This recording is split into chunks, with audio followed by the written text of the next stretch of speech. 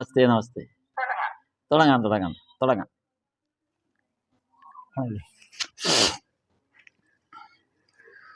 സ്ഥാപകായ ച ധർമ്മസ്യ സർവധർമ്മസ്വരൂപിണേ അവതാരവരിഷ്ഠായ രാമകൃഷ്ണായ തേ നമഃ. ലജ്ജാപടാവൃതേ നിത്യം ശാരദേ ജ്ഞാനദായികേ പാപേഭ്യോ ന സദാ രക്ഷ കൃപാമയി നമോസ്തുതേ. നമഃ ശ്രീയതിരാജായ വിവേകാനന്ദസൂരയേ സച്ചിത് സുഖസ്വരൂപായ സ്വാമിനേ താപഹാരിണേ. ശ്രീരാമകൃഷ്ണ വചനാമൃതം 14-ാം ഭാഗം. വൈഷ്ണവർക്കും ബ്രഹ്മഭക്തർക്കും ഉപദേശം. അതിൻ്റെ അധ്യായം 1. അതായത് ഇത് 1883 സെപ്റ്റംബർ 23 ഞായറാഴ്ചയാണ് ഈ അധ്യായം. അതായത് കഴിഞ്ഞ തവണ 1883 സെപ്റ്റംബർ 22 ശനിയാഴ്ചയായിരുന്നു കഴിഞ്ഞ പ്രാവശ്യം നമ്മൾ പറഞ്ഞു നിർത്തിയത്. അധർലാൽ സെന്നിൻ്റെ വീട്ടിൽ ഭഗവാൻ വരുന്നതും അവിടെ ഭക്തന്മാരുമായിട്ട് സംസാരിക്കുന്നതുമൊക്കെ. ഇന്ന് അതിൻ്റെ അടുത്ത ദിവസം ഞായറാഴ്ച. അപ്പോൾ ഇവിടുത്തെ പ്രധാനമായിട്ടും ഭഗവാൻ പറയുന്ന ഒരു ഉപദേശം, പാണ്ഡിത്യമല്ല സാധനയും ഭജനയുമാണ് വേണ്ടത്. പാണ്ഡിത്യമല്ല, ഭജനയും സാധനയുമാണ് വേണ്ടത്. അപ്പം അതിൻ്റെ ഒരു വിശകലനമാണ് ഇവിടെ ഭഗവാൻ പറയുന്നത്. അത് ഗൗരി പണ്ഡിതനോടും മറ്റുമായിട്ടൊക്കെയാണ് പറയുന്നത്. പാണ്ഡിത്യം കൊണ്ട് എന്താവും എന്ന് പറഞ്ഞിട്ടാണ്. ഇംഗ്ലീഷിലെ ഗൗരി ഒരു പണ്ഡിതനും സാധകനുമായിരുന്നു. അപ്പം അദ്ദേഹത്തോടാണ് പറഞ്ഞത് ഈ പാണ്ഡിത്യം കൊണ്ട് എന്ത് കാര്യം എന്നുള്ളത്. വേണ്ടത് സാധനയും ഭജനയുമാണ്. ഭഗവാൻ ഇവിടെ ഒരു ഉപദേശം നൽകുന്നത് 2 തരം പൂജകൾ ആകാം. ഒന്ന് ബാഹ്യ പൂജയും മറ്റൊന്ന് ആന്തരിക പൂജയും. ബാഹ്യപൂജ എന്ന് പറയുന്നത് പൂക്കൾ പറിച്ച് അലങ്കരിക്കുക, നിവേദ്യം വെക്കുക, മറ്റ് വിളക്ക് കൊളുത്തുക, അങ്ങനെയുള്ള പ്രകടനപരമായ അനുഷ്ഠാനങ്ങൾ, മാല ചാർത്തുക, അങ്ങനെയൊക്കെയുള്ള കാര്യങ്ങൾ. അതായത് ദൃശ്യാത്മകമായ കാര്യങ്ങൾ ചെയ്യുന്നതാണ്. ഇവൻ നമ്മളിപ്പോൾ ആരതി എല്ലാം അതിൽപ്പെടും. നമ്മൾ ഇത് വെക്കുന്നത്, നിവേദ്യം വെക്കുന്നത് എല്ലാം ബാഹ്യമായ പൂജകളുടെയാണ്. രണ്ടാമത്തത് ആന്തരികമായ പൂജയാണ്. ആന്തരിക പൂജയിൽ ഒന്നും നമ്മൾ പുറമേ കാണുന്നില്ല. ഒരു സാധകൻ എങ്ങനെയാണ് ഈശ്വര പൂജ ചെയ്യുന്നത് എന്ന് പുറമേ കാണാനേ പറ്റില്ല. കാര്യം അയാൾ ധ്യാനത്തിൽ ആയിരിക്കാം. ഈ ധ്യാനം എന്ന് പറയുന്നത് ഒരു സ്ഥലത്ത് ഒരു പ്രത്യേക സമയത്ത് ചമ്പരം പടിഞ്ഞിരുന്ന് ചെയ്യുന്ന ധ്യാനം എന്ന് മാത്രമല്ല ഉദ്ദേശിക്കുന്നത്. അതല്ല ആന്തരിക പൂജ, അതും ബാഹ്യപൂജയാണ്. കാര്യം നമ്മളൊരു സ്ഥലം തിരഞ്ഞെടുത്ത് അവിടെ ഇരുന്ന് സാധന ചെയ്യുമ്പോൾ അത് ബാഹ്യപൂജയാണ്. കാര്യം ശരീരം കൊണ്ടാണ് അവിടെ നമ്മൾ പ്രവർത്തിക്കുന്നത് എന്നുള്ളത് കൊണ്ട്. ഇവിടെ ശരീരത്തിന് പ്രാധാന്യമില്ല, ബാഹ്യ ശരീരത്തിന് ഒരു പ്രാധാന്യവുമില്ല. ഇത് ആന്തരികമായി നമ്മൾ സദാസമയം ഈശ്വര സ്മരണ നിലനിർത്തുന്നു. അതാണ് ആന്തരിക പൂജ. നമ്മൾ ഒരാൾ വെളിയിൽ നിന്ന് നോക്കുമ്പോൾ കാണുന്ന പ്രവൃത്തി ചിലപ്പോൾ നമ്മൾ ഏതെങ്കിലും പുസ്തകം വായിക്കുന്നതായിരിക്കാം, അല്ലെങ്കിൽ ചിലപ്പോൾ വേറെ എന്തെങ്കിലും ജോലി ചെയ്തുകൊണ്ടിരിക്കുന്നതായിരിക്കാം, ഇപ്പം അടുക്കളയിൽ പാചകം ചെയ്തുകൊണ്ടിരിക്കുന്നതായിരിക്കാം, അല്ലെങ്കിൽ വീട് വൃത്തിയാക്കുന്നതാകാം, അതല്ലെങ്കിൽ മറ്റെന്തെങ്കിലും നമ്മുടെ ജോലികൾ, ഓഫീസ് ജോലി ചെയ്യുന്നതാകാം. പക്ഷെ അയാളുടെ മനസ്സ് ഈശ്വര പൂജയിലായിരിക്കും. അതാണ് ആന്തരിക പൂജ എന്ന് പറയുന്നത്. എപ്പോഴും മനസ്സ് ഈശ്വരനിലാണ്. പുറമേ കാണുന്ന അയാളുടെ ശാരീരികമായ പ്രവൃത്തിയല്ല പ്രധാനം, അയാളുടെ മനസ്സ് എവിടെയാണ് എന്നുള്ളതാണ് പ്രധാനം. അതാണ് ആന്തരിക പൂജയെക്കുറിച്ച് ഭഗവാൻ ഇവിടെ സൂചിപ്പിക്കുന്നത്. ഇവിടെ ഈശാന മുഖോപാധ്യായൻ്റെ ഗായത്രി പുനശ്ചരണത്തെക്കുറിച്ച് ഭഗവാൻ പറയുന്നത് ഈ ഒരു കോണ്ടക്സ്റ്റിലാണ്. ഈശാന മുഖോപാധ്യായൻ അദ്ദേഹത്തിൻ്റെ കാര്യമാണ് കഴിഞ്ഞ 13-ാം അധ്യായത്തിൽ നമ്മൾ അവസാനത്തെ ഒക്കെ വന്നപ്പം ഈശാനുമായിട്ടുള്ള ചർച്ചയാണ് നമ്മൾ ഇതുവരെ വായിച്ചതും. ഈശാനുമൊത്തുള്ള ആ പരിപാടികളാണ്. ഈശാൻ്റെ ചോദ്യങ്ങൾക്ക് മറുപടി പറയുന്നതാണ്. ഇവിടെ ഈശാനോപാധ്യായൻ്റെ ഭഗവാൻ ഇവിടെ എത്തിയപ്പോൾ, നേരത്തെ അത് ആധാർലാൽ സെൻ്റെ വീട്ടിലാണ് ഈശാന അവിടെ ഉണ്ട്.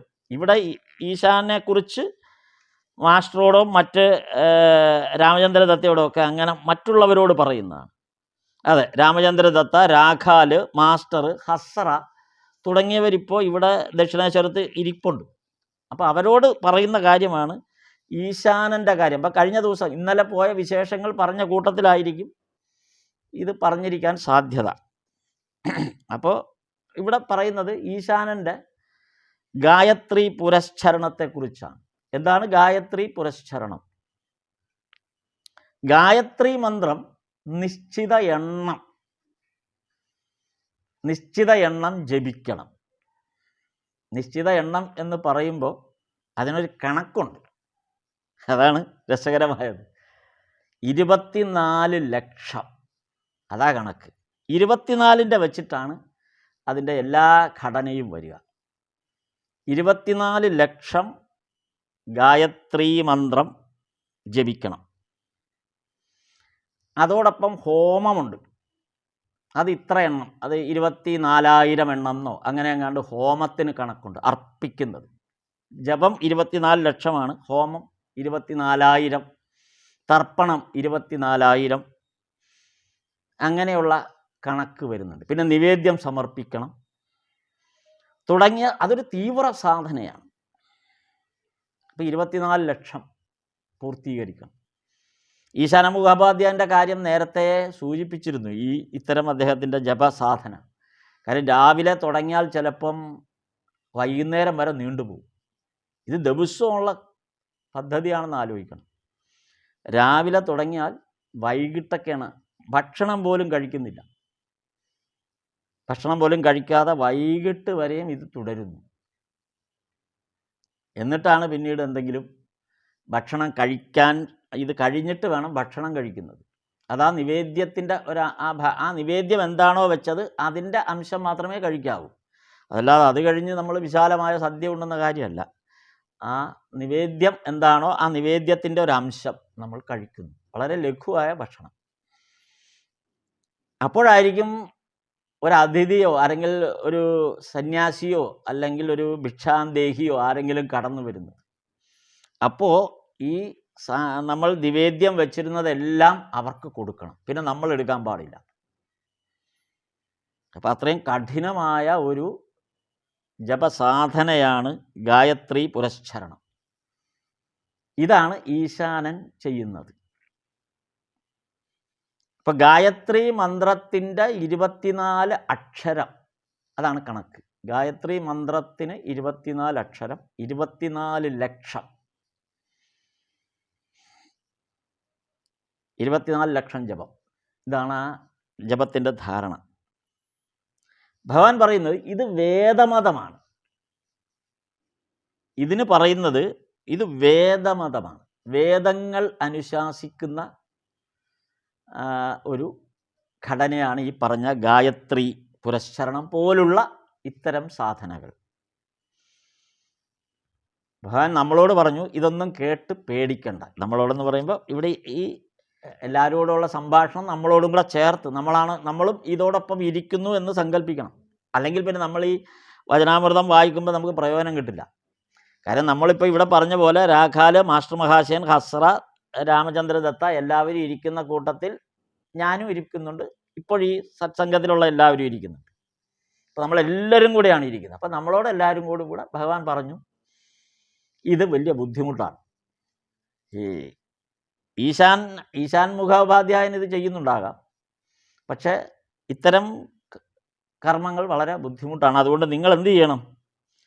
നമ്മൾ ഈ കലികാലത്തിൽ ഇത് ബുദ്ധിമുട്ടാണ്. കാരണം നമ്മൾ അന്നഗത പ്രാണരാണ്.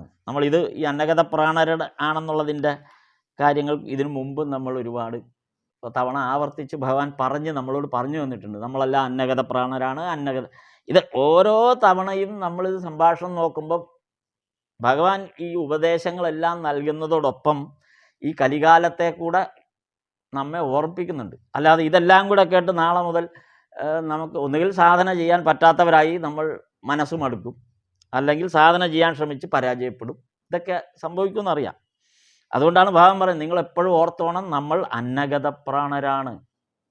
അങ്ങനെയുള്ള കലികാലത്തിൽ അന്നഗതപ്രാണരായവർ ഇത് ചെയ്യണമെന്നില്ല. അപ്പോൾ പിന്നെ നമുക്ക്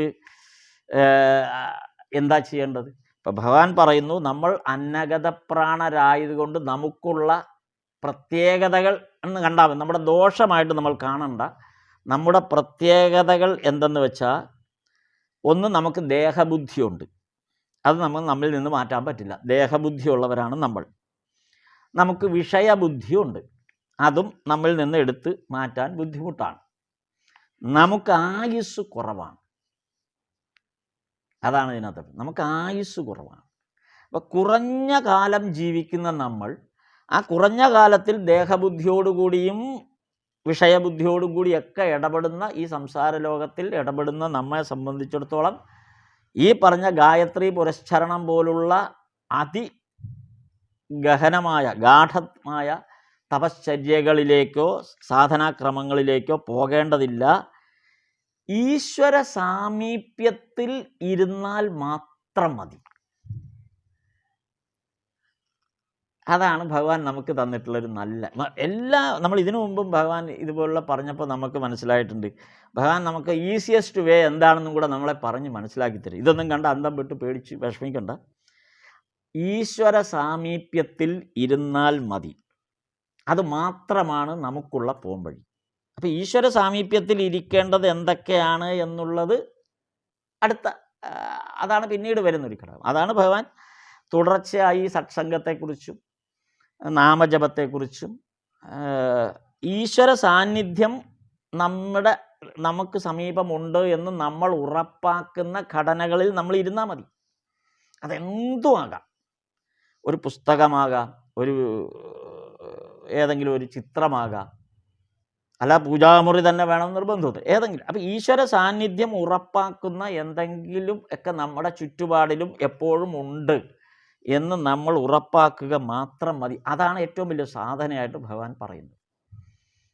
വെറുതെ വെച്ചിട്ട് കാര്യമില്ല. അതിനെക്കുറിച്ചുള്ളൊരു ഓർമ്മ അതുണ്ട്. നമ്മുടെ സമീപത്തോ ഈശ്വരൻ്റെ സമീപമാണ് നമ്മൾ നിൽക്കുന്നത് എന്ന ധാരണ കൂടെ ഇതിനകത്ത് വെക്കണം. അപ്പോൾ മാസ്റ്റർ മഹാശയൻ ഇത് കേട്ടിട്ട് വളരെ ആശ്വാസമായി. മാസ്റ്റർ മഹാശയന് മാത്രമല്ല, എല്ലാവർക്കും ആശ്വാസമായി കാണും. എന്നാലും മാസ്റ്റർ മഹാശയൻ ഇതിനകത്ത് ആശ്വാസമായി. അപ്പോൾ ഈ അധ്യായം അവസാനിക്കുന്നതിന് മുമ്പ്, ഈ 14-ാം ഭാഗത്ത് 1-ാം അധ്യായം അവസാനിക്കുമ്പോൾ മാസ്റ്റർ മഹാശയൻ എഴുതി വെച്ച ഒരു സ്റ്റേറ്റ്മെൻ്റ് ഉണ്ട്. അതിങ്ങനെയാണ്: ആ അത്യന്ത നികടത്തിൽ അല്ലെങ്കിൽ പിന്നെ എങ്ങനെയാണ് ശ്രീരാമകൃഷ്ണൻ സ്വകാര്യമായിട്ട് അമ്മയോട് വർത്തമാനം പറയുന്നത്?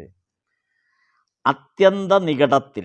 നികടം എന്ന് പറഞ്ഞാൽ ഏറ്റവും അടുത്ത സ്ഥലം, സമീപം, അമ്മയോട് അടുത്ത സ്ഥലം, കാളിമാതാവിനോട് അടുത്ത സ്ഥലം, അല്ലെങ്കിൽ നമ്മൾ ഇരിക്കുന്ന അടുത്ത സ്ഥലം, അത്രയും കണക്കാക്കിയാൽ മതി. അപ്പോൾ ഏറ്റവും അടുത്ത സ്ഥലം, അങ്ങനെയുള്ള അത്യന്ത നികടത്തിൽ ഇരിക്കുമ്പോൾ എങ്ങനെയാണ് ശ്രീരാമകൃഷ്ണദേവൻ സ്വകാര്യമായി അമ്മയോട് വർത്തമാനം പറയുന്നത്?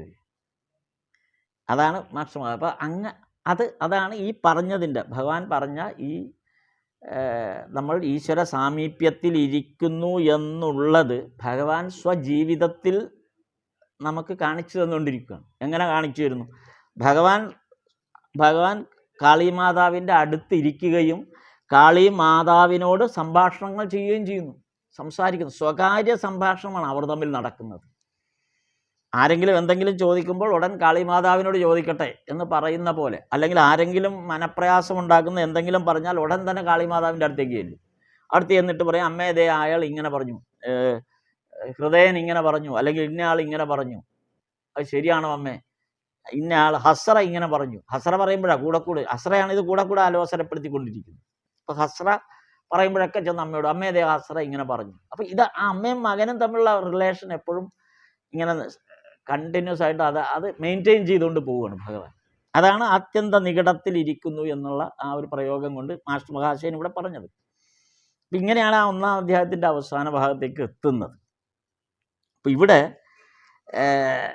ഇത് കഴിഞ്ഞ തവണ ഭഗവാൻ പറഞ്ഞ് അവസാനിപ്പിച്ച, അതായത് 13-ാം അധ്യായത്തിൻ്റെ ആ അവസാന ഭാഗം ഒന്ന് ഓർക്കുന്നത് നമുക്ക് ഈ സന്ദർഭത്തിൽ ഇത്രയും ഈ പറഞ്ഞ 1-ാം അധ്യായത്തിൽ ഭഗവാൻ 1-ാം അധ്യായത്തിൽ ഇത് മാത്രമേ സൂചിപ്പിക്കുന്നുള്ളൂ.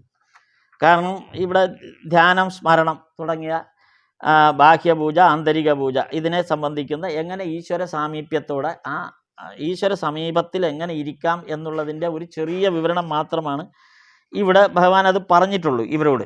അതും വളരെ ലളിതമായി, കൂടുതലൊന്നും ഇതിനകത്ത് ഭഗവാൻ ഇതിനെക്കുറിച്ച് വളരെ ഗഹനമായിട്ട് ഒന്നും ചെയ്യുന്നില്ല. പകരം അവരോട് ചില ചോദ്യങ്ങൾ ചോദിക്കുന്നുണ്ട്, നിങ്ങൾ പഠിക്കുന്നുണ്ടോ എന്നുള്ള കാഷ്വൽ ടോക്ക് മാത്രമേ ഉള്ളൂ. അതിനിടയിലാണ് ഇങ്ങനെ ഒരു ഘടന ഭഗവാൻ പറഞ്ഞു വെക്കുന്നത്. അപ്പോൾ ഈ ഒരു 14-ാം അധ്യായത്തിൽ അടുത്ത ദിവസം ഇത് പറയുന്നതിൻ്റെ ഇതൊരു മുൻ അധ്യായത്തിൻ്റെ തുടർച്ച തന്നെയാണ്. കാര്യം അടുത്ത ദിവസം തന്നെയാണ് ഇത് പറയുന്നത്. അപ്പോൾ ഇതിന് തൊട്ട് മുമ്പുള്ള ദിവസം കഴിഞ്ഞ ആഴ്ചയിൽ നമ്മൾ പറഞ്ഞ് നിർത്തിയതാണ്. അതൊരു അതൊന്ന് ഓർമ്മിക്കുന്നത് നല്ലതാണ്. അതിൻ്റെ കുറച്ചു ഭാഗം, ഇതിൻ്റെ കഴിഞ്ഞ ആഴ്ച പറഞ്ഞതിൻ്റെ ആ അധ്യായത്തിൻ്റെ കുറച്ചു ഭാഗം കഴിഞ്ഞ ആഴ്ച പറഞ്ഞു നിർത്തിയത് കേശവചന്ദ്രസേൻ്റെയും രസികിൻ്റെയും കാര്യം പറഞ്ഞാണ് നമ്മൾ നിർത്തിയത്. അതായത് കേശവചന്ദ്രസേനൻ്റെ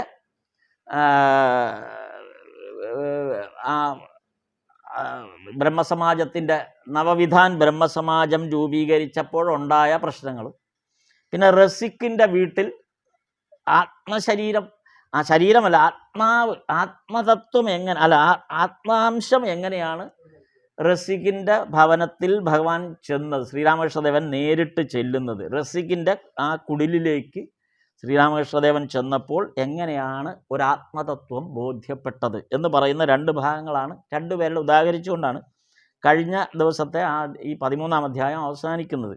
അപ്പം അവിടെ നമുക്കൊരു ഭഗവാൻ ചൂണ്ടിക്കാട്ടിയ ഒരു കാര്യം കൂടെ നോക്കുമ്പോഴാണ് ഇന്ന് പറഞ്ഞ ഇന്നത്തെ നമ്മൾ ഈശ്വര സാമീപ്യത്തിൽ ഇരിക്കുന്നത് എങ്ങനെ എന്ന് ചോദിച്ചതിൻ്റെ ഒരു ക്ലാരിഫിക്കേഷൻ കഴിഞ്ഞ തവണ പറഞ്ഞു കഴിഞ്ഞിട്ടാണ് ഈ ഭാഗത്തേക്ക് വരുന്നത്. അപ്പോൾ നമുക്കതൊന്ന് നോക്കാം. അപ്പോൾ അവിടെ ഈ കേശവചന്ദ്രസേനൻ്റെയാണ് പറഞ്ഞത്. അപ്പോൾ അവിടെ വിദ്യാസമ്പന്നരാണ് ബ്രഹ്മസമാജക്കാർ. ഈ ബ്രഹ്മസമാജക്കാർ എന്ന് പറയുന്നത് വിദ്യാസമ്പന്നരാണ്. സമൂഹത്തിലെ ഏറ്റവും ഉയർന്ന തലത്തിലുള്ള ആളുകളാണ് കൂടുതലും. അപ്പോൾ അവരെ സംബന്ധിച്ചിടത്തോളം അവർക്ക് അവരുടെ അറിവ് എന്നത് ഈശ്വരനെ അറിയാനുള്ള വഴി ആയിരുന്നില്ല. അതായിരുന്നു ആ ബ്രഹ്മസമാജം നേരിട്ടുകൊണ്ടിരുന്ന പ്രശ്നം. അവരെ അറിയില്ല, അവർക്കറിയാൻ വയ്യ. പക്ഷെ ഭഗവാൻ അത് മുൻകൂട്ടി കണ്ടുകൊണ്ട് പറയുന്നതാണ്. ബ്രഹ്മസമാജക്കാർക്ക് അറിയാത്ത ഒരു കാര്യം, അവരറിയുന്നില്ല അവർ സഞ്ചരിക്കുന്നത് ഈശ്വരോന്മുഖമായ വഴിയിലൂടെയാണ് സഞ്ചരിക്കുന്നതെന്ന് അവരറിഞ്ഞിട്ടേയില്ല. അതിൻ്റെ പ്രധാന കാരണം ഇതിനു മുമ്പും പലതവണ ഡിസ്കഷൻ ചെയ്തിട്ടുള്ളൊരു കാര്യമാണ്. കാരണം അവർ സ്വാഭാവികമായി ബ്രഹ്മസമാജത്തിൻ്റെ രൂപീകരണവും പിന്നീടുള്ള അതിൻ്റെ പ്രവർത്തനങ്ങളും എല്ലാം ബ്രിട്ടീഷുകാരുടെ ആ ഇംഗ്ലീഷ് വിദ്യാഭ്യാസ രീതിയെ അഡോപ്റ്റ് ചെയ്തുകൊണ്ടുള്ള ഒരു ശൈലിയിലായിപ്പോയത് കൊണ്ടാണ്. അപ്പോൾ ഇംഗ്ലീഷ് വിദ്യാഭ്യാസത്തിൻ്റെ ഒരു ശൈലി അഡോപ്റ്റ് ചെയ്തതിൻ്റെ ഭാഗമായി അവർക്ക് ഭാരതീയമായ ആ സംസ്കാര രീതികളിൽ നിന്ന് അവർ പെട്ടെന്ന് അങ്ങ് അകന്നുപോയി.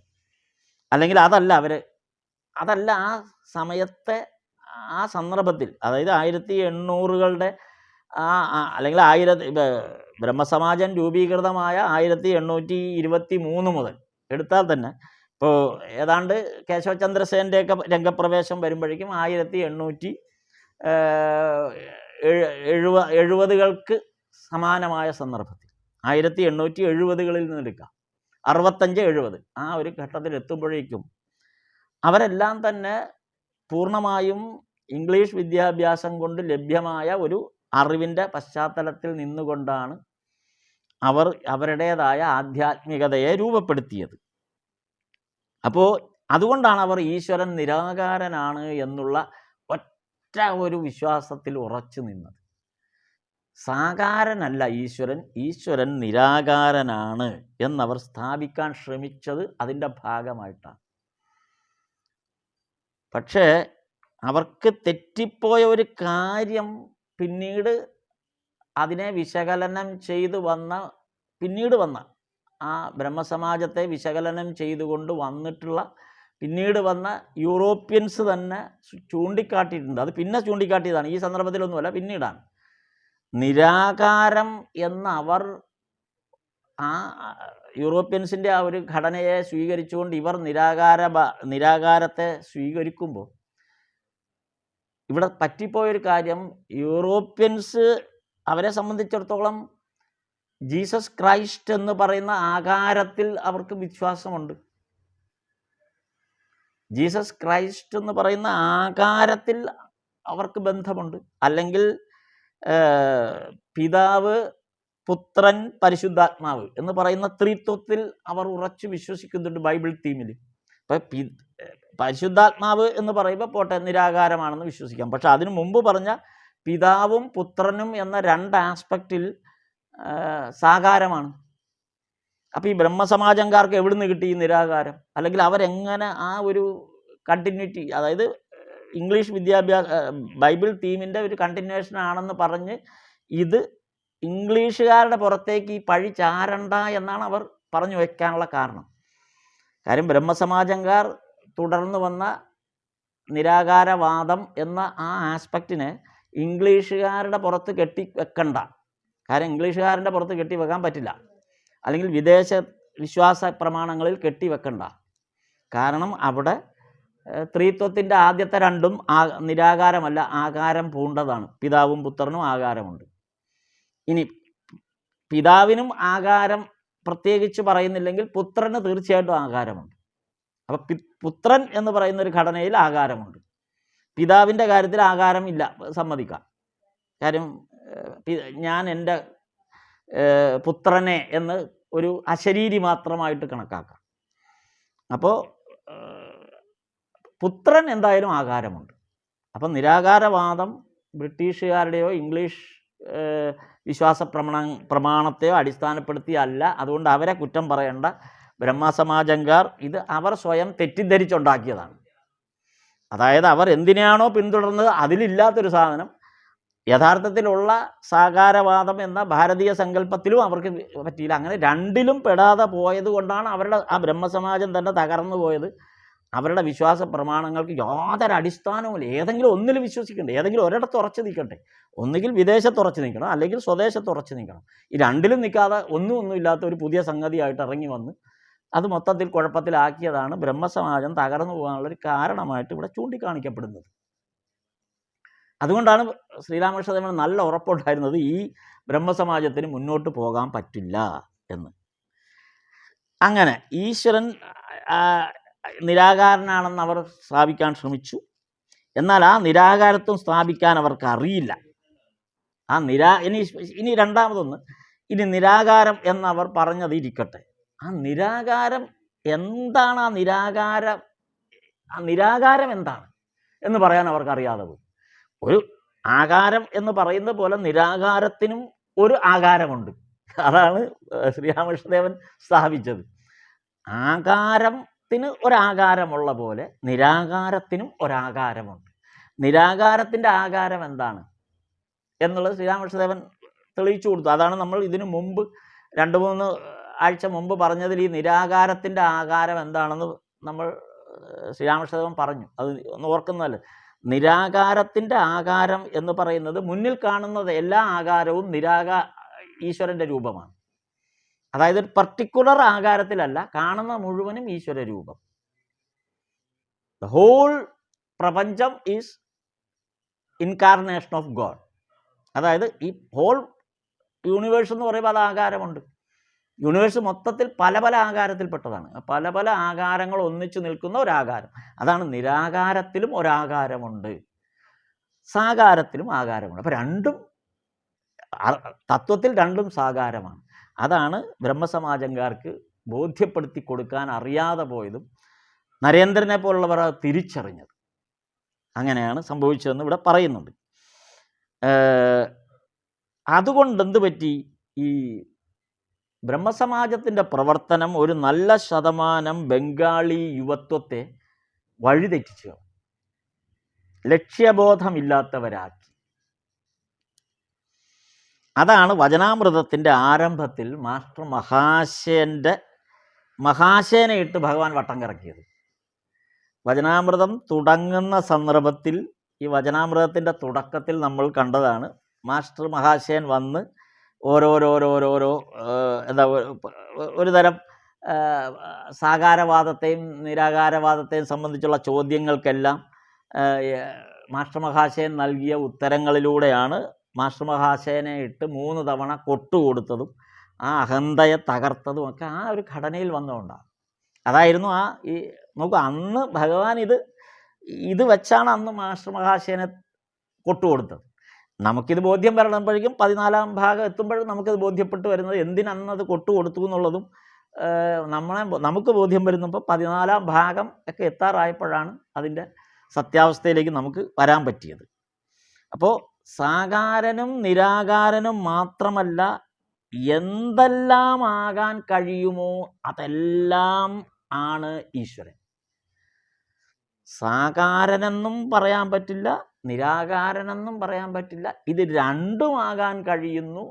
ഇത് രണ്ടുമല്ലാതെ ഇനി മറ്റെന്തെങ്കിലും ഉണ്ടെങ്കിൽ അതെല്ലാം ആകാൻ കഴിയുന്നതാണ് ഈശ്വരൻ എന്ന് ഇവിടെ ഈ 13-ാം അധ്യായത്തിൽ ഭഗവാൻ പറയുന്നുണ്ട്. സാകാരനും നിരാകാരനും മാത്രമല്ല, എന്തെല്ലാം ആവാൻ കഴിയും എന്നതാണ് ഈശ്വരൻ. അത് എന്നിട്ട് ഗീതയെ കോട്ട് ചെയ്യുന്നുണ്ട് ഇവിടെ. ഗീതയുടെ 10-ാം അധ്യായത്തിലെ 40-ാം ശ്ലോകം, ഭഗവത്ഗീതയുടെ 10-ാം അധ്യായം 40-ാം ശ്ലോകം ഭഗവാന്റെ ഈ ഒരു പറഞ്ഞ കാര്യത്തെ ഇവിടെ ഗീതയുടെ 10-ാം ശ്ലോകമായിട്ട് കോട്ട് ചെയ്യുന്നുണ്ട് വചനാമൃതത്തിൽ. അവിടെ ഭഗവാൻ ശ്രീകൃഷ്ണൻ അർജുനോട് പറഞ്ഞത്, അല്ലയോ അർജുന, എൻ്റെ വിഭൂതികളെ പറഞ്ഞാൽ അവസാനമില്ല. എൻ്റെ വിഭൂതികളെക്കുറിച്ച് ഞാൻ നിന്നോട് പറയാൻ തുടങ്ങിയാൽ അതിനവസാനമില്ല. എന്തുകൊണ്ടെന്ന് വെച്ചാൽ, ചുരുങ്ങിയ കാലം ജീവിക്കുന്നവർക്ക് എങ്ങനെ ഈശ്വരൻ്റെ വിഭൂതികളെ മുഴുവൻ അറിയാൻ കഴിയും? ഇത് ശ്രീകൃഷ്ണൻ അർജുനോട് ചോദിക്കുകയാണ്. ചുരുങ്ങിയ കാലം മാത്രം ജീവിക്കുന്നവർക്ക് എങ്ങനെ ഈശ്വരൻ്റെ വിഭൂതികളെ മുഴുവനും അറിയാൻ കഴിയും? കോടിക്കണക്കിനാണ് വിഭൂതികൾ സംഭവിച്ചുകൊണ്ടിരിക്കുന്നത്. ശ്രീകൃഷ്ണൻ പറഞ്ഞത്, നമ്മൾ ജീവിക്കുന്ന അർജുന, നിൻ്റെ കാലഘട്ടം, അല്ലെങ്കിൽ നമ്മളാണത് മനസ്സിലാക്കുന്നത്, നമ്മുടെ ഒരു കാലഘട്ടം പരമാവധി ചിലപ്പോൾ ഒരു 80-90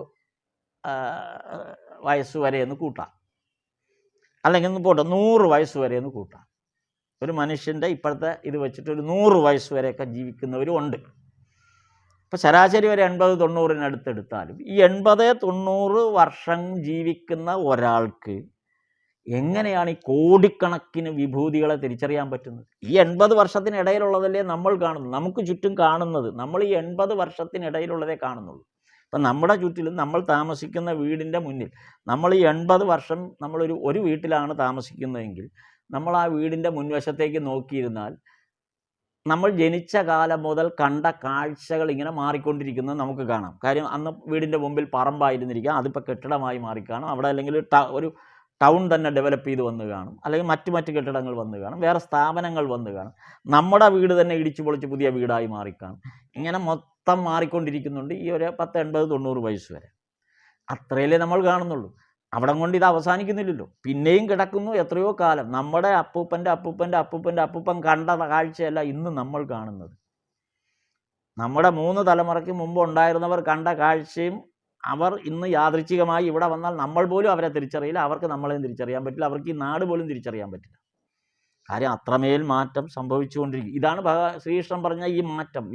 എൻ്റെ വിഭൂതികൾ ഇങ്ങനെ മാറിക്കൊണ്ടിരിക്കുക, അനുദിനം മാറുകയല്ല, അനുനിമിഷമാണ് മാറുന്നത്.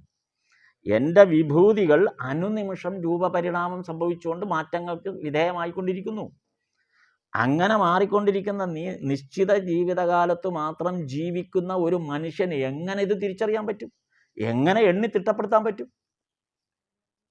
അതുകൊണ്ടാണ് ഭഗവാൻ ഇവിടെ ഈ പറഞ്ഞത്, സാകാരനായാലും നിരാകാരമായാലും ശരി, നിശ്ചിത കാലയളവിൽ ജീവിക്കുന്ന മനുഷ്യനെ സംബന്ധിച്ചിടത്തോളം ഇത് തിട്ടപ്പെടുത്താൻ പറ്റില്ല, എണ്ണി തിട്ടപ്പെടുത്താൻ പറ്റില്ല, കണ്ടു തീർക്കാനും പറ്റില്ല എന്ന് ഭഗവാൻ ശ്രീകൃഷ്ണൻ ഇവിടെ അർജുനോട് വിശദീകരിക്കുന്ന ഒരു ഭാഗമാണ് ഇവിടെ കോട്ട് ചെയ്യുന്നത്. ഇവിടെ ഒരു മഹാസത്യം ശ്രീരാമകൃഷ്ണദേവൻ നമ്മെ പഠിപ്പിക്കുന്നുണ്ട്.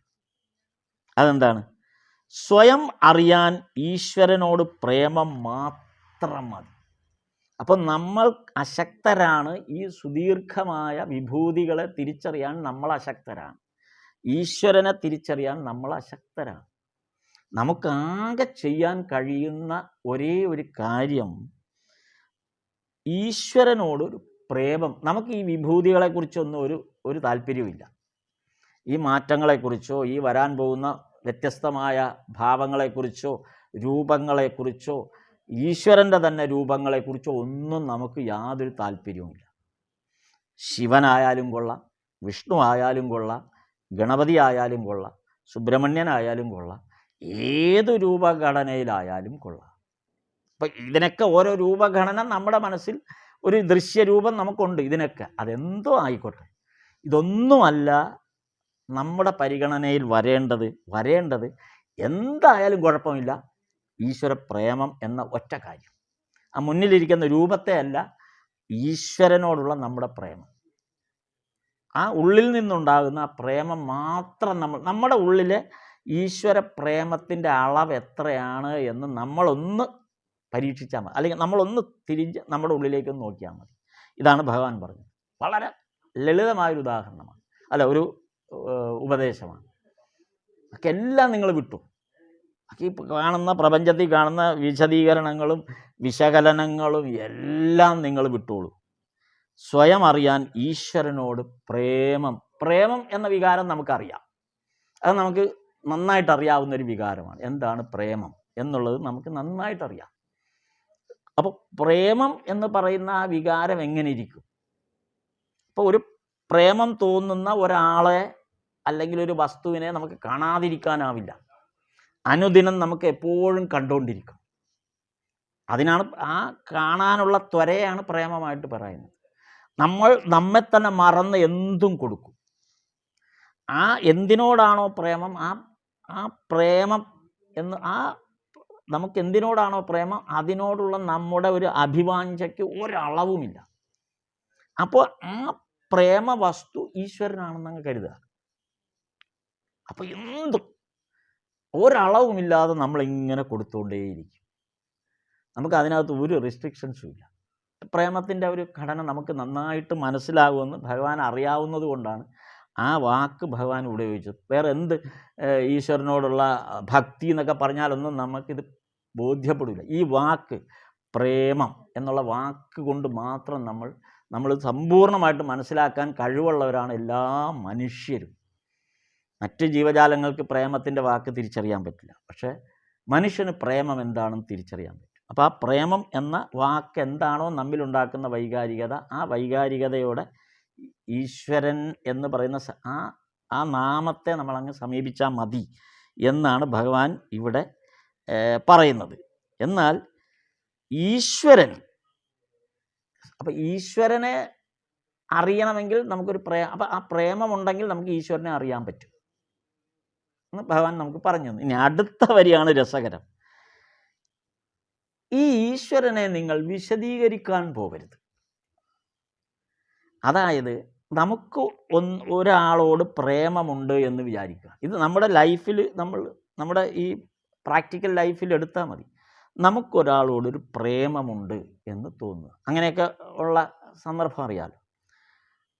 നമുക്ക് ഈ പ്രേമം വേറൊരാൾക്ക് പറഞ്ഞു കൊടുക്കാൻ പറ്റും. ഇത് എന്തിനാണോ പ്രേമിക്കുന്നത്, ഈ പ്രേമിക്കുന്നവർക്ക് തമ്മിൽ മാത്രം അവർക്കും പരസ്പരം പറയാൻ പറ്റാത്ത വിധമുള്ള ഒരു അറ്റാച്ച്മെൻ്റാണ് പ്രേമം. ഈ പ്രേമത്തെ ഒരിക്കലും മറ്റൊരാൾക്ക് വിശദീകരിച്ച് കൊടുക്കാനേ പറ്റില്ല. അപ്പം അതാണ് ഭഗവാൻ പറയണമെങ്കിൽ ഈശ്വരൻ എന്താണെന്ന് മറ്റുള്ളവരോട് വിശദീകരിക്കണമെങ്കിൽ സാധ്യമല്ല. അപ്പം അത് സാധ്യമാക്കാൻ ഈശ്വരനെ വിശദീകരിക്കാനും നടക്കുന്നിടത്താണ് പരാജയം സംഭവിക്കുന്നത്. പ്രണയം എന്താണ് എന്ന് അല്ലെങ്കിൽ പ്രേമം എന്താണെന്ന് ബോധ്യപ്പെടുത്താൻ ശ്രമിക്കുമ്പോഴാണ് പ്രേമം പരാജയപ്പെടുന്നത്. കാര്യം പ്രേമം ബോധ്യപ്പെടുത്താൻ പറ്റുന്ന ഒന്നല്ല, അത് സ്വയം പ്രകടമായിക്കൊണ്ടിരിക്കുന്ന ഒരു അവസ്ഥയാണെന്നാണ് ഭഗവാൻ പറഞ്ഞത്. ഈശ്വരനോടുള്ള ആ അറ്റാച്ച്മെൻ്റ് എന്ന് പറയുന്നത് സ്വയം പ്രകടമായിക്കൊണ്ടിരിക്കുന്ന ഒരവസ്ഥയുടെ പേരാണ് ഈ പ്രേമം, ഈശ്വരപ്രേമം. എന്നിട്ട് ഭഗവാൻ അതിനകത്ത് ഏറ്റവും ഈ ശ്രീരാമകൃഷ്ണദേവൻ്റെ ഉദാഹരണങ്ങൾ എന്ന് പറഞ്ഞാൽ അതിൽ അത്തരം ഒരു ഉദാഹരണം പോലും നമുക്ക് അത്രയും ക്ലിയർ ക്രിസ്റ്റലാണ് ആ ഉദാഹരണങ്ങൾ. ഉദാഹരണം പറയുന്ന നോക്ക്, നിങ്ങൾ സ്വയം ആത്മഹത്യ ചെയ്യാൻ ശ്രമിക്കുകയാണെന്ന് വിചാരിക്കുക, അതായത് സ്വന്തമായി മരിക്കാൻ തീരുമാനിക്കുക. ഈ ഉദാഹരണം ഏറ്റവും ഈശ്വര, നിങ്ങൾ സ്വയം മരിക്കാൻ തീരുമാനിക്കുക. അങ്ങനെ നിങ്ങൾക്ക് സ്വയം മരിക്കണമെങ്കിൽ ഒരു ചെറിയ ബ്ലേഡോ പേനാക്കത്തിയോ മാത്രം മതി. ഒരാൾക്ക് സ്വന്തം ജീവിതം അവസാനിപ്പിക്കാൻ ഒരു ചെറിയ ബ്ലേഡോ പേനാക്കത്തിയോ മാത്രം മതി. അതേസമയം നമുക്ക് ഒരാളെ കൊല്ലണമെങ്കിൽ ആയുധം തന്നെ വേണം. അതാണ്, വേറൊരാളെ നമ്മൾ കൊല്ലണമെങ്കിൽ ആയുധം വേണം. ഒരു ശത്രുവിനെ നിഗ്രഹിക്കണമെങ്കിൽ അല്ലെങ്കിൽ നമുക്ക് വൈരാഗ്യമുള്ള ഒരു ഇതിനെ നശിപ്പിക്കണമെങ്കിൽ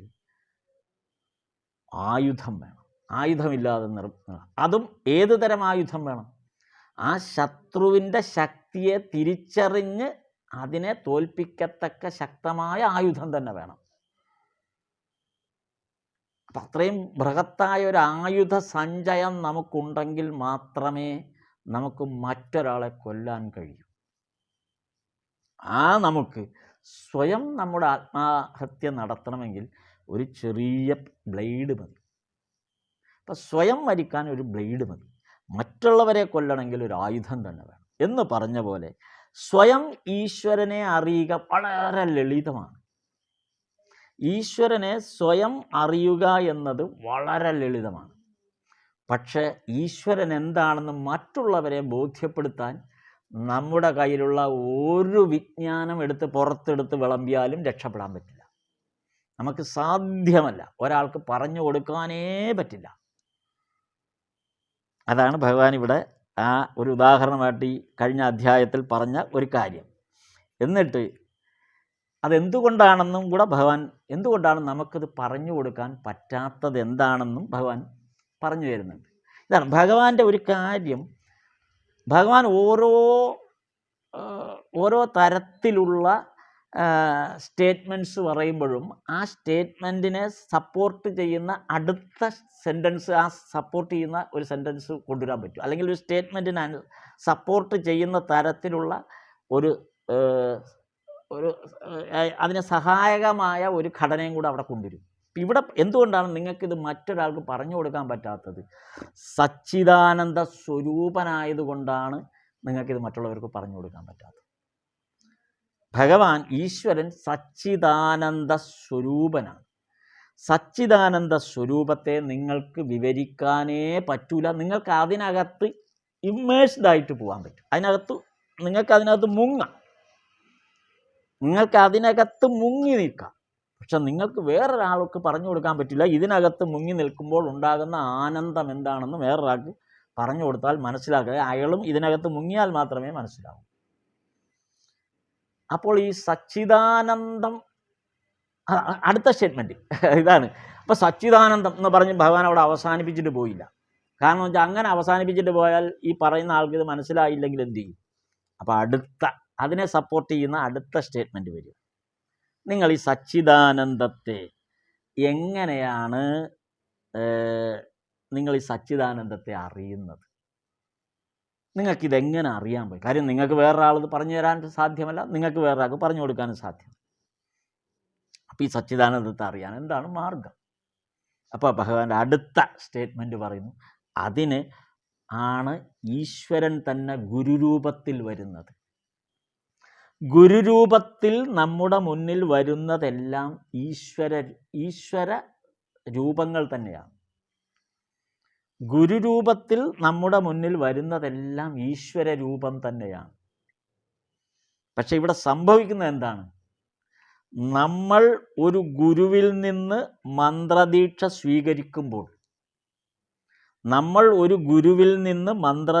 സ്വീകരിക്കുമ്പോൾ ആ മന്ത്രദീക്ഷ നമുക്ക് നൽകിയ ആൾ മനുഷ്യനാണ് എന്ന് നമ്മൾ ചിന്തിക്കുകയാണെങ്കിൽ നമുക്ക് ഈ സച്ചിദാനന്ദം അനുഭവിക്കാൻ കഴിയില്ല, ഈശ്വരനെ അറിയാൻ പറ്റില്ല.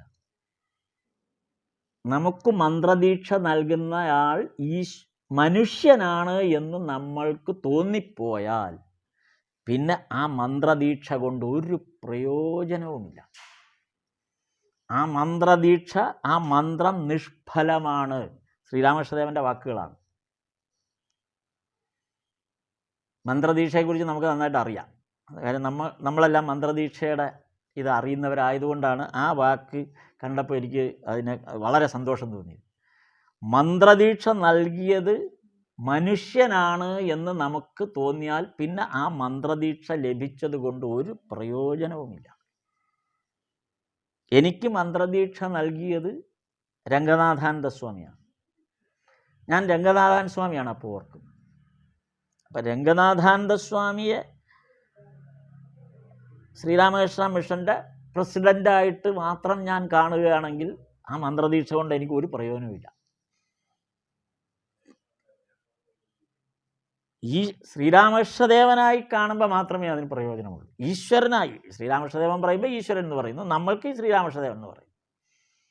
അപ്പോൾ ശ്രീരാമകൃഷ്ണദേവനെ ഈശ്വര സ്വരൂപമായി നമുക്ക് ബോധ്യപ്പെട്ടാൽ മാത്രമേ നമുക്ക് ലഭിച്ച ആ മന്ത്രദീക്ഷയ്ക്ക് പ്രയോജനമുള്ളൂ. അല്ലെങ്കിൽ വെറും അതൊരു ജൽപ്പനം മാത്രമാവും. ഒരു നാമം നമുക്ക് ആ മന്ത്രദീക്ഷയിൽ ഉൾപ്പെട്ട എന്താണോ നമുക്ക് ലഭ്യമായത് ആ ലഭിച്ച മന്ത്രം വെറും ജൽപ്പനമായി മാറും. ഒരു പ്രയോജനമില്ലാത്ത, ഒരു ശക്തിയുമില്ലാത്ത വെറും കുറേ വാക്കുകൾ മാത്രമായിട്ട് മാറും. അപ്പോൾ സാക്ഷാൽ ഈശ്വരനായിട്ട് തന്നെ കാണണം മന്ത്രദീക്ഷ നൽകിയാളെ. ഇതാണ് ഈ കഴിഞ്ഞ അധ്യായത്തിൻ്റെ പ്രധാനമായിട്ടും നമുക്ക് അതായത് 13-ാം അധ്യായത്തിൻ്റെ ഒരു അവസാന ഭാഗം എന്ന് പറയുന്നിടത്ത് ഇതാണ് യഥാർത്ഥത്തിൽ ഭഗവാൻ പറയാനായിട്ട് ശ്രമിച്ചത്. ആ ഭഗവാൻ നമുക്ക് പറഞ്ഞു തരാൻ ശ്രമിച്ചത് ഇതാണ്. നമ്മൾ എത്രമാത്രം ഉൾക്കൊള്ളുന്നു ഉള്ളത് നമ്മുടെ ഈ പറഞ്ഞ ഘടകങ്ങളെല്ലാം വെച്ചുകൊണ്ട്, ഇപ്പോൾ പറഞ്ഞ ഈ ഘടകങ്ങളെല്ലാം വെച്ചുകൊണ്ട് വേണം ഈ 13-ാം അധ്യായത്തിൻ്റെ അവസാന ഭാഗത്ത് ഭഗവാൻ പറഞ്ഞതും 14-ാം അധ്യായത്തിൻ്റെ തുടക്കത്തിൽ പറഞ്ഞതിനെ നമ്മൾ മനനം ചെയ്യാൻ. അപ്പോൾ അതിനെ സപ്പോർട്ട് ചെയ്യുന്ന ഒരു കാര്യം കൂടെ ഭഗവാൻ ഇതിനിടയിൽ കഴിഞ്ഞ അധ്യായത്തിൽ സൂചിപ്പിച്ചു. ഒരു വാക്കാണ് സൂചിപ്പിച്ചു പോയത്. ഈ ബ്രഹ്മസമാജക്കാരെക്കുറിച്ച് പറഞ്ഞതുകൊണ്ടാണ്, ബ്രഹ്മസമാജത്തെ പറഞ്ഞാണ് അത് തുടങ്ങിയത് തന്നെ. ആ ചർച്ച ആരംഭിച്ചത് കേശവചന്ദ്രസേനെ കുറിച്ച് പറഞ്ഞപ്പോഴാണ് ആ ചർച്ച ഈശാനോട് പറഞ്ഞ് തുടങ്ങിയത്. അപ്പോൾ അത് പറയുമ്പോൾ ഭഗവാൻ ഒരു ക്ലാരിഫിക്കേഷൻ കൂടെ അവിടെ നൽകുന്നുണ്ട്. അതായത് ബ്രഹ്മസമാജക്കാർക്ക് പലതരത്തിലാണ് ഈശ്വര സങ്കല്പം എന്ന് തോന്നുന്നു എന്ന് പറഞ്ഞു. ഇവർ നിരാകാര സങ്കല്പത്തിൽപ്പെട്ടവരാണ് എന്ന് വിശ്വസിക്കാൻ പറ്റുന്നില്ല. കാരണം ഇവർക്ക് തന്നെ പലതരം സങ്കല്പങ്ങളാണ് എന്ന് എനിക്ക് തോന്നുന്നു എന്ന് ഭഗവാൻ പറഞ്ഞു. അതിന് കാരണം ഭഗവാൻ പറഞ്ഞത്, ഇത് പറയുന്ന സന്ദർഭത്തിൽ അതായത് 1883 സെപ്റ്റംബർ 23 അല്ലെങ്കിൽ 22-ന്, കഴിഞ്ഞ ദിവസമാണിത്. അതായത് സെപ്റ്റംബർ 22-നാണ് ഈ ചർച്ച തലേ ദിവസം. ഈ 1883 സെപ്റ്റംബർ 22-ന് ഇത് സംസാരിക്കുമ്പോൾ കേശവചന്ദ്രസേനൻ നവവിധാൻ എന്ന് പറയുന്ന പുതിയൊരു ബ്രഹ്മസമാജം ഉണ്ടാക്കി കഴിഞ്ഞു. നമുക്ക് നേരത്തെ ബ്രഹ്മസമാജം ഒന്നായി നിന്നു, അത് രണ്ടായി, ആദി ബ്രഹ്മസമാജമായി, ഭാരതവർഷ ബ്രഹ്മസമാജമായി, ഭാരതവർഷ സമാജം രണ്ടായി പിളർന്നു, സാധാരണ ബ്രഹ്മസമാജം ഉണ്ടായി. സാധാരണ ബ്രഹ്മസമാജം ഉണ്ടായപ്പോൾ വീണ്ടും അത് കേശവചന്ദ്രസേനൻ നവവിധാൻ എന്നും പറഞ്ഞ് പുതിയൊരു ബ്രഹ്മസമാജം. അപ്പോൾ ശ്രീരാമകൃഷ്ണദേവൻ ചോദിച്ചു, ഇതെന്താ ഇങ്ങനെ മാറി മാറി മാറി ഉണ്ടായിക്കൊണ്ടിരിക്കുന്നു? അപ്പോൾ ഇവർക്ക് തന്നെ ഇതിനകത്തൊരു ആകാര നികാര നിരാകാര ആകാരവാദത്തിൽ ഇവർക്ക് എന്തോ പ്രശ്നമുണ്ട്, അല്ലെങ്കിൽ ഇതിങ്ങനെ മാറേണ്ട കാര്യമില്ലല്ലോ. അപ്പം ഈ നവവിധാനം എന്ന് പറഞ്ഞപ്പോൾ കേശവൻ പുതിയതൊന്നും ഉണ്ടാക്കിയതിൽ വേറെ എന്തെങ്കിലും കാര്യമുണ്ടോ, അല്ലെങ്കിൽ അതെന്താണ് അതിൻ്റെ പ്രത്യേകത എന്ന് ശ്രീരാമകൃഷ്ണദേവൻ അവിടെ കൂടിയിരുന്നവരോട് വെറുതെ ചോദിച്ചു എന്ന് മാത്രം. എന്നിട്ട് ശ്രീരാമകൃഷ്ണദേവൻ തന്നെ പറഞ്ഞത് ഇത് ഈ എന്തൊക്കെ വന്നാലും ശ്രീരാമകൃഷ്ണദേവൻ അവസാനം ഒരു സ്റ്റേറ്റ്മെൻ്റ് കൂടെ അവിടെ പറയുക, ഇനി എന്തൊക്കെ ആദിയായാലും ഭാരതവർഷമായാലും നവവിധാനമായാലും സാധാരണമായാലും ഏത് തരം ബ്രഹ്മസമാജങ്ങൾ ഉണ്ടായാലും, ഇനി എത്ര എണ്ണം ഉണ്ടാകാൻ പോയാലും, ഇനി ബ്രഹ്മസമാജത്തെ മാറ്റി നിർത്താം, ഇനി അതല്ലാതെ വേറെ ഏതെങ്കിലും ആധ്യാത്മിക സംഘടനകൾ ഇനി പുതിയതായിട്ട് രൂപം കൊള്ളുകയാണെങ്കിൽ, ഇനിയിപ്പോൾ നിങ്ങളെല്ലാവരും കൂടെ പുതിയതൊന്നും ഉണ്ടാക്കിയാലും, എന്തൊക്കെ ഇവിടെ ഉണ്ടായാലും 6 ദർശനങ്ങളെ ബേസ് ചെയ്ത് മാത്രമേ നിങ്ങൾക്ക് മുന്നോട്ട് പോകാൻ പറ്റൂ. 6 എണ്ണത്തിനെ അടിസ്ഥാനപ്പെടുത്തിയാണ് നിങ്ങളെല്ലാം ഈ കിടന്ന് കളിക്കുന്നത്. അതായത് 6 ദർശനങ്ങൾ എന്ന് ഭഗവാൻ 6 ദർശനങ്ങൾ ഞങ്ങൾ പറഞ്ഞു പോയി, 6 ഫിലോസഫി. ഈ 6 ഫിലോസഫിയിൽ ഉൾക്കൊണ്ടുകൊണ്ടാണ് നിങ്ങൾക്കിത് ചെയ്യാൻ കഴിയൂ എന്ന് ഭഗവാൻ പറഞ്ഞങ്ങ് പോയി. അപ്പോൾ അതെന്താണെന്നും കൂടെ, അത് 6 ദർശനങ്ങൾ എന്ന് പറഞ്ഞങ്ങ് അവസാനിപ്പിച്ചാണ്. അപ്പോൾ നമുക്കത് അതുകൂടെ എന്താണ് ഭഗവാൻ പറഞ്ഞ 6 ദർശനങ്ങൾ എന്താണെന്നൊന്ന് നമ്മൾ ഒന്ന് പരിശോധിച്ച് നോക്കുന്നത് നമുക്ക് അതൊന്ന് ക്ലാരിറ്റി കിട്ടാൻ വളരെ നല്ലതാണ്. 6 എന്ന് പറയുമ്പോൾ ഒന്ന് ന്യായം, പിന്നെ വൈശേഷികം, സാഖ്യം, യോഗം, മീമാംസ. അത് മീമാംസ തന്നെ 2, പൂർവ മീമാംസയും ഉത്തരമീമാംസയും. ഇങ്ങനെയാണ് 6 ഭഗവാൻ ഇത് പറഞ്ഞത്. അപ്പോൾ ഈ 6 വെച്ച് ഭഗവാൻ പറയാൻ കാരണം, ഇപ്പം ആദ്യം പറഞ്ഞ ന്യായം, അതായത് എന്തൊക്കെ നമ്മൾ സംഘടനാതലത്തിൽ സൃഷ്ടിച്ചാലും, ഈ ബ്രഹ്മസമാജം പോലെ അല്ലെങ്കിൽ ഏത് ഉണ്ടായാലും, ഒരു വസ്തുവിൻ്റെ ലോജിക്ക് കൊണ്ടാണ് ചിലർ ചിന്തിക്കുക. ലോജിക്ക് വേണം. അങ്ങനെ ഒരു ലോജിക്ക് ഉണ്ടെങ്കിലേ ചിലർക്ക് വിശ്വാസം വരുള്ളൂ. അപ്പോൾ ആ വിശ്വാസത്തെ ഊട്ടി ഉറപ്പിക്കാൻ ഒരു ലോജിക്ക് തേടിപ്പോവും ഇവർ. അങ്ങനെയുള്ളവരാണ് ഈ ന്യായവാദികളായിട്ട് വരും. അതേസമയം വൈശേഷികന്മാർ എന്ന് പറയുന്നത് ഈ ആറ്റം സിദ്ധാന്തം പോലെയാണ്.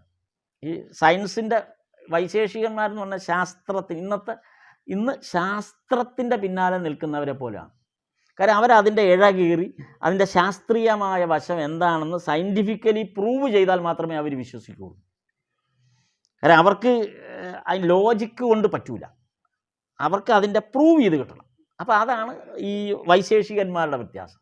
ഇനി അടുത്ത സാഖ്യമാണ്.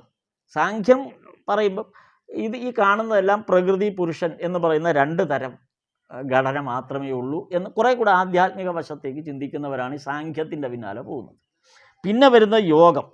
ഈ യോഗത്തിൻ്റെ ഇതിൽ പിന്നാലെ പോകുന്നവരാണ് ഈ ധ്യാനം, അങ്ങനെയുള്ള കാര്യങ്ങളിലൂടെ ഓരോന്ന് ബോധ്യപ്പെട്ട് വരുന്നവരാണ് ഈ യോഗത്തിൻ്റെ പിന്നാലെ പോകുന്നത്. പിന്നെ മീമാംസ, അതായത് പൂർവ്വമീമാംസയും ഉത്തരമീമാംസയും എന്ന് പറഞ്ഞ് 2 തരം മീമാംസകൾ. അത് ഒന്ന് വേദമന്ത്രങ്ങൾ, ഈ വേദമന്ത്രങ്ങളെ അടിസ്ഥാനപ്പെടുത്തി പോകുന്ന ആളുകളും, മറ്റത് ജീവാത്മാവും പരമാത്മാവും എന്ന് പറയുന്ന ആ ആധ്യാത്മികതയുടെ ആ ഉത്തുംഗ ശൃംഗത്തിലേക്ക് കാര്യങ്ങൾ, അപ്പോൾ കുറേ കൂടെ ഉയർന്ന തലത്തിലേക്ക് പോകുന്നു. ഇങ്ങനെ ഈ 6 7ാമതൊന്നിലാണോ ഇനി ഈ നവവിധാനം എന്ന് പറഞ്ഞ് കേശവൻ ഉണ്ടാക്കിക്കൊണ്ട് വരുന്ന ആ ഒരു പുതിയ സംഘടന ഇനി 7ാമത് എന്തെങ്കിലും ദർശനം കണ്ടതാണ്? ഈ കഴിഞ്ഞ 6നെ ബേസ് ചെയ്ത് ചെയ്താൽ പോരെ, 7ാമതൊരെണ്ണം ഇനി കണ്ടുപിടിച്ചിട്ടാണോ ഈ ചെയ്യുന്നത്? അതായത് പുതിയതൊന്നുണ്ടാകുന്നതിൻ്റെ ആ നിരർത്ഥകതയാണ് ഭഗവാൻ ഇവിടെ സൂചിപ്പിക്കുന്നത്. അത് ഇന്നത്തെ കാലത്ത് നമുക്ക് വളരെ റിലവൻ്റ് ആയിട്ടുള്ളൊരു സ്റ്റേറ്റ്മെൻറ്റാണ്. പുതിയതായി നമ്മൾ സൃഷ്ടിക്കുന്നതുകൊണ്ട് ഒരർത്ഥവുമില്ല. നിലവിലുള്ളതിനെ എങ്ങനെ തിരിച്ചറിയാൻ കഴിയും? അതാണ് ഭഗവാൻ നേരത്തെ സൂചിപ്പിച്ചത്. വളരെ ലളിതമാണ്. നിങ്ങൾക്ക് ഒരു പ്രേമമുണ്ടായാൽ മാത്രം മതി, ബാക്കിയെല്ലാം നിങ്ങൾക്ക് ഒഴിവാക്കാൻ പറ്റും. ഒരു പ്രണയം, ഒരു പ്രേമം, അതിന് എല്ലാം ഈശ്വര സാക്ഷാത്കാരത്തിൻ്റെ കാര്യത്തിലാണല്ലോ ചെന്ന് അവസാനിക്കേണ്ട. ഒരേ ഒരു വെള്ളത്തിലാണല്ലോ എല്ലാവരും ഇറങ്ങാൻ പോകുന്നത്. 4-5 വശത്തൂടെയൊക്കെ ഇറങ്ങിക്കോ, പക്ഷെ എല്ലാം കൂടെ ഒരേ വെള്ളത്തിൻ്റെ ആ ആസ്വാദ്യതയാണ് എല്ലാവർക്കും കിട്ടാൻ പോകുന്നത്. ആ വെള്ളത്തെ നിങ്ങൾക്ക് ലഭ്യമാകണമെങ്കിൽ പല കടവുകളിലൂടെ ഇറങ്ങിയാലും ഇറങ്ങുന്ന നിങ്ങളിൽ പ്രേമം ഉണ്ടെങ്കിൽ മാത്രമേ ആ വെള്ളത്തിന് ആസ്വാദ്യത ഉണ്ടാവൂ, ഈശ്വരന് ആസ്വാദ്യത ഉണ്ടാവുള്ളൂ എന്ന് പറഞ്ഞാണ് ആ ഭാഗം, നമ്മളെ ഈ 14ാം ഭാഗത്തിൻ്റെ 1ാം അധ്യായം അവസാനിക്കുന്നത് ഈ ഭാഗത്ത് വെച്ചിട്ടാണ്. എങ്ങനെയാണ് ഈശ്വരനെ തിരിച്ചറിയേണ്ടത് എന്ന് പറഞ്ഞുകൊണ്ടാണ് ഇവിടെ അവസാനിപ്പിക്കുന്നത്. ബാക്കി നമുക്ക് അടുത്ത ഭാഗത്ത് നോക്കാം. സ്ഥാപകായ ച ധർമ്മസ്യ സർവധർമ്മസ്വരൂപിണെ അവതാരവരിഷ്ഠായ രാമകൃഷ്ണായ തേ നമഃ. നമസ്തേ നമസ്തേ നമസ്തേ നമസ്തേ.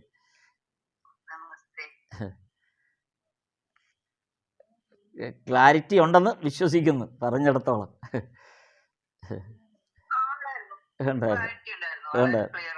ക്ലിയർ ആയിരുന്നു.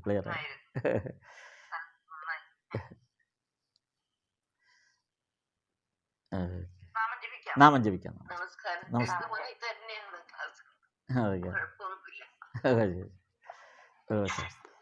നാമം ജപിക്കാം.